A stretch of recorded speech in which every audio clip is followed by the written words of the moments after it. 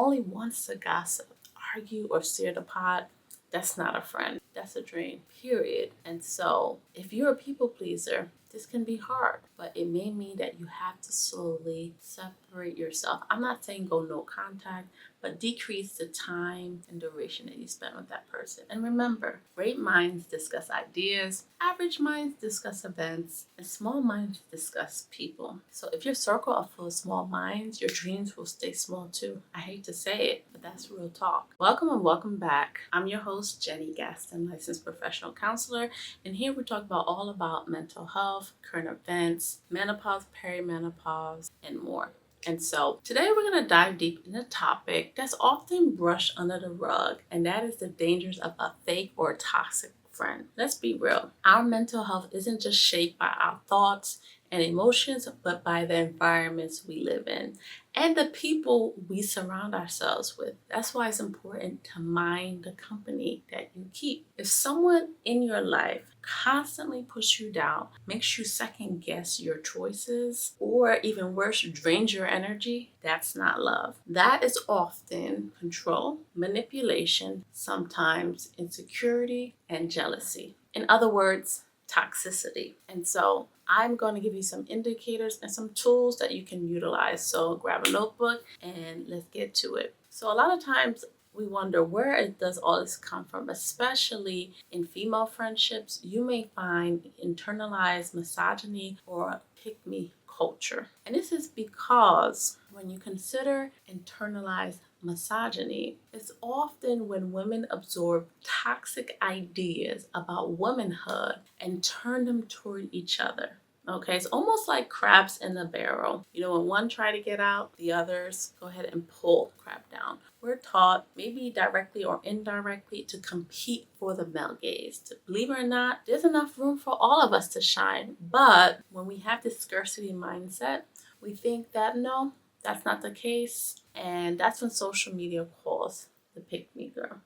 Okay, she is very competitive. She puts other women down to win favor with men. They'll say things like, you know, I'm not like other girls, or I don't have any female friends. There's just too much drama. Granted, you know, at times as women, we can be full of drama, but men, if you ever went to a male's locker room, I have sons, they do give me the tea. So we all talk. And honestly, when it comes to billions of women in the world, you tell me you can't find one solid friend. Sometimes that's not just a coincidence. It's internalized hate. But you know what? Some of this comes from trauma and trust issues. Now, don't get me wrong. Some people have been genuinely hurt. Maybe you had a best friend who betrayed you, or you were in a friendship group and they turned on you, right? Or you were bullied or excluded. And now you have cyberbullying, which can be really, really harmful.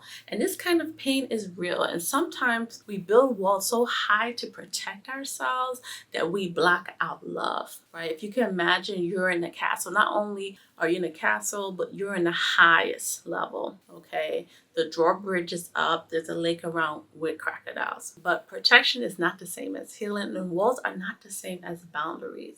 And so when we build these barriers that no one can penetrate, we block out these great experiences that we can have, chances to be vulnerable and to grow. And so it's important to consider who's in your circle. Look at the people around you, okay? And reflect and ask yourself, are these the people who I'm trying to become, right? If you want to grow and be more peaceful, let's say disciplined, you cannot do that around people who are bitter, chaotic, and rude. A plant cannot thrive without water and light. I don't care if you have other plants that are doing well. If you place one plant in a dark corner, you can't blame that plant for not thriving. So if your environment is toxic, guess what? You're not going to bloom. And so what is a toxic friend? Let's define that, okay? A toxic friend is someone who thrives on drama, who ruins your peace, drains your spirit. They're like a wet towel. You don't want to bring them to a vacation, a party, a celebration, because yes, you guessed right. They will ruin it. They will rain in your parade and bring chaos wherever they go. Okay? And so now listen, for the people pleasers out there. Yes, people are not all good or bad, right? People have nuances. It's important to place boundaries. You might have a friend who's fun and loyal in some ways, but carry toxic traits. And so it's more to say, okay, I might not be able to invite this friend to this event, and that's okay. But why do we stay in these toxic friendships? Well, I'm glad you asked. We stay for 3 main reasons. So the first reason is obligation. You might say, listen, we know each other since kindergarten, our parents know each other, our family knows each other, and if you grew up in a small town, then it's like, obviously, right, you feel guilty letting go. But we all grow, and sometimes we grow apart. The second reason is group dynamics. You might be part of a friend group where you guys do everything together, and dropping one person may feel like dropping the whole crew. So what do you do in that situation? That can be challenging, especially if triangulation is going on and people are being put against each other. Third is convenience. You work together, you go to school together, so you fake the funk just to keep the peace, but it's not authentic. Now let's talk about the red flags of a toxic friend. And let's be clear. Number 1, which is very important, is emotional exhaustion. You leave every conversation feeling drained. I mean, not empowered, not uplifted. Number 2, manipulation. They isolate you by trash talking about friends and family. They plant seeds of doubt. Sometimes it's to isolate you so you can only hang out with them. And sometimes they don't support your dreams. They want to actually replace you. Yeah, sometimes there is jealousy there. And that is the third indicator, destiny swap. And this is deep. They may want your favor, your calling, even your possessions, your partner. Some will go as far as using spiritual manipulation, even witchcraft, to block your blessings. And so it gets real. The fourth indicator is no boundaries. They vent to you all day. I mean, you are their crisis life coach. But when you need support, crickets.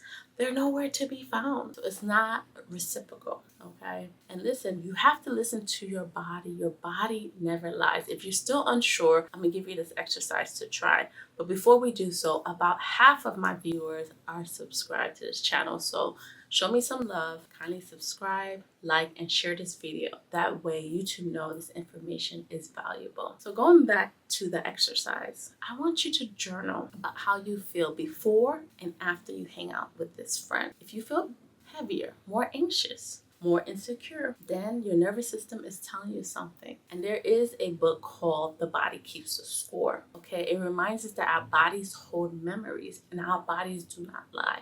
And so if you want to read that book, I would encourage you to skip the chapter on case studies, which could be quite triggering if you have a history of childhood trauma. Let's go back or move forward to the next section. Let's talk about friendship standards.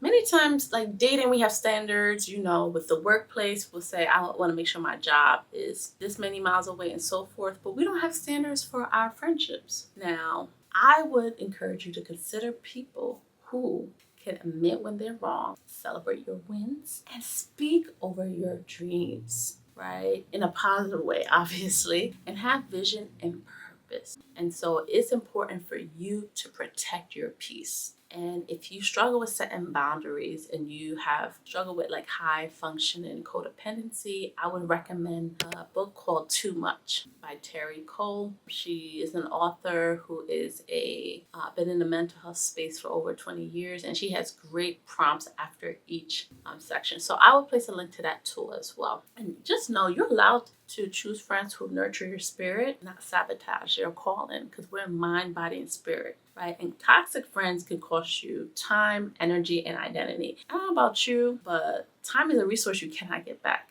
right? But healthy ones, they can help you heal, grow, and thrive, all right? And so I want you to consider these things and place in a comment what is one thing you're going to take away. Thank you for joining me in All About Mental Health. And if this episode resonated with you, again, like, subscribe, comment, and share. Much love.